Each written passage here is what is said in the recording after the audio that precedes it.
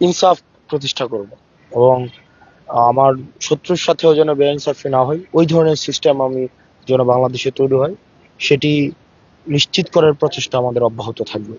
এবং আমাদের ভেঙে পড়া বাংলাদেশের যে কাঠামো রয়েছে, আমাদের রাষ্ট্র কাঠামো, সেটাকে গড়ে তোলার প্রচেষ্টা অব্যাহত থাকবে। আচ্ছা, খুব সম্ভবত 7 জুন আপনার সাথে ইন পার্সন ইন্টারভিউ আবার এই 2024-এর দুই 7। হাজার চব্বিশের আবার আমরা এখন দাঁড়িয়ে আছি একটা বহুল আকাঙ্ক্ষিত নির্বাচনের পর আপনি এখন সংসদ সদস্য নির্বাচিত হয়েছেন। তো সেই হাসনাত রাজপথে আর এখন সংসদে যে হাসনাত যাচ্ছে, সেটার মধ্যে আপনি নিজে কি পার্থক্য করবেন?